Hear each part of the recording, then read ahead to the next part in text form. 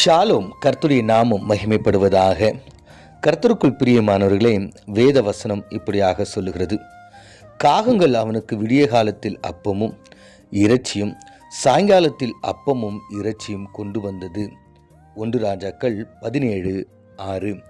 கர்த்தருக்குள் பிரியமானவர்களே, இன்று நீங்களும் நானும் தியானிக்கப் போகின்ற ஒரு காரியம், நம்முடைய தேவன் நம்மை போஷிக்கிற தேவனாயிருக்கிறார்.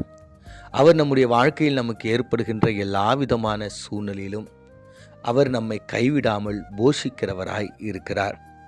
தேவனாகிய கர்த்தருடைய வார்த்தை அவருக்கு உண்டாகி, நீ இவ்விடத்தை விட்டு கீழ் திசையை நோக்கி போம், யோர்தானுக்கு நேராயிருக்கிற கேரித் ஆற்றங்கரையிலே ஒளிந்து கொள் என்று கர்த்தர் சொல்லுகிறார். தேசத்தில் பஞ்சம், அநேகமான எதிர்ப்பின் சூழ்நிலையில் எலியா இருக்கிறார்.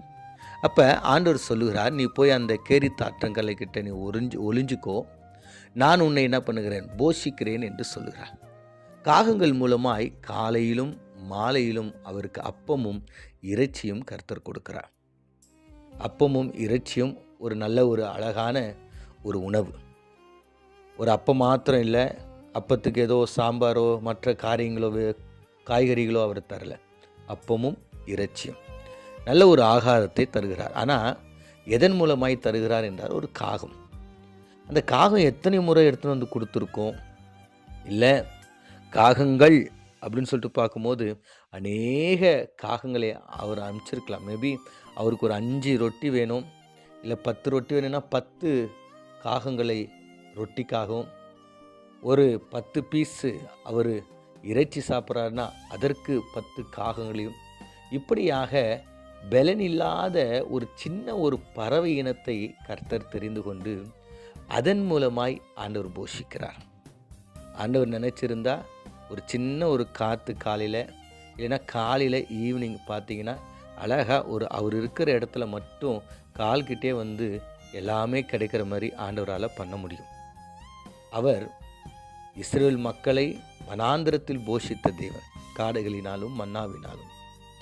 இங்கே பார்த்தீங்கன்னா ஆண்டவர் பாருங்கள், இல்லாத பலனற்ற எல்லாராலையும் வெறுக்கப்பட்ட ஒரு சின்ன ஒரு காகத்தை கொண்டு கர்த்தர் போஷிக்கிறார். அடுத்தது பாருங்க, அவர் அந்த சாரிபாத் விதவி கிட்ட போகிறார். ஏங்க யோசித்து பார்க்கும்போது, சாரிபாத் அந்த பட்டணத்தில் ராஜா இருக்கிறாரு, அநேக கனவான்கள் இருக்கிறாங்க, தனம் நிறைந்தவர்கள் இருக்கிறாங்க. அவங்கள்ட்டனா இல்லாத ஆகாரமாக விதவை கிட்ட இருந்துற போது ஆண்டவர் அந்த விதவையை கொண்டு கர்த்தர் போஷிக்கிறார்.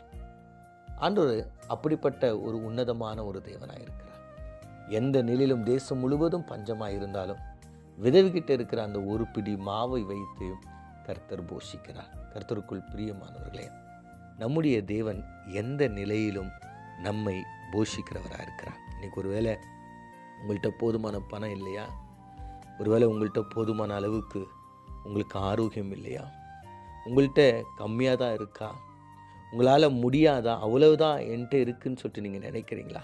அடுத்த ஒரு நிலைக்கு நான் என்ன செய்வது? என்னுடைய பேங்க்கில் பேலன்ஸ் இல்லை, என்னுடைய கைகளில் பணம் இல்லை, நான் எதையும் சம்பாதிக்கலை, நான் இப்படி இருக்கிறேன் அப்படி இருக்கேன், நாளைக்கு என்ன பண்ணுறதுன்னு சொல்லிட்டு நீங்கள் யோசித்து கொண்டு இருக்கிறீங்களா? எதிர்பாராத நன்மைகளை செய்கிறவர் என்னுடைய தேவன். அவர் காகத்தை கொண்டும் அவர் போஷிக்க முடியும், விதவையை கொண்டும் அவர் போஷிக்க முடியும். என் தேவன் அவர் எந்த நிலையிலும் உங்களுடைய தேவைகளை சந்திக்கிறவராக இருக்கிறார். எந்த நிலையிலும் அவர் உங்களை பிழைப்பூட்டுகிறவராக இருக்கிறார். எந்த நிலையிலும் உங்களை அவர் ஆசீர்வதிக்க ஆயத்தமாக இருக்கிறார். கர்த்தருக்குள் பிரியமானவர்களே, நீங்களும் நானும் அவருடைய பிள்ளைகளாய், அவருடைய சத்தத்திற்கு, அவருடைய சித்தத்தை நாம் செய்கிற ஒரு பிள்ளைகளாய் இருக்கும்பொழுது கர்த்தர் நம்மை போஷிக்கிற ஒரு தேவனாய் இருக்கிறார். விதவையை கொண்டும் அவர் போஷிப்பார், காகத்தை கொண்டும் அவர் போஷிப்பார், காடையை கொண்டும் அவர் போஷிப்பார், தண்ணீரை கொண்டும் அவர் போஷிப்பார். அவர் நினைத்தால் எந்த நிலையிலும் நம்மை போஷிக்க அவர் ஆயத்தமாக இருக்கிறார். 1 நாள் அல்ல, 2 நாள் அல்ல, 40 வருஷமானாலும் அவர் போஷிக்க ஆயத்தமாக இருக்கிறார். கர்த்தருக்குள் பிரியமானவர்களே, நம்முடைய தேவன் மேலே நம்ம விசுவாசம் வைப்போம். நம்முடைய தேவனை நாம் அண்டிக் கொள்வோம், அவரையே நாம் சார்ந்து கொள்வோம். கர்த்தாவே, நீர் என்னுடைய குறைவுகளில், என்னுடைய வாழ்க்கையில் நீங்கள் எல்லா நிலைகளிலும் என்னை போஷிக்கிற தேவன் என்பதை அன்று நாங்கள் அறிந்திருக்கிறோம் என்று அவரை நம்பும் பொழுது கர்த்தர் நம்மை ஆசீர்வதித்து போஷிக்கிற தேவனாக இருக்கிறார். கண்களை மூடி நாம் ஜெபிப்போம்.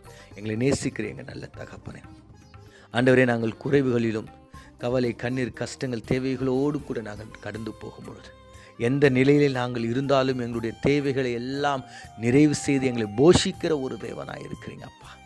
ஆண்டவரே, சிறிய ஆண்டவரே ஒரு காகத்தை கொண்டு, ஆண்டவரே ஒன்றுமே இல்லாத விதவையை கொண்டு நீ போஷிக்க வல்லவர் என்பதை நாங்கள் அறிந்திருக்கிறோம் சாமி. அந்த விசுவாசத்தோடு, அந்த நம்பிக்கையோடு ஆண்டவரே நாங்கள் பிழைக்க நீர் உதவி செய்.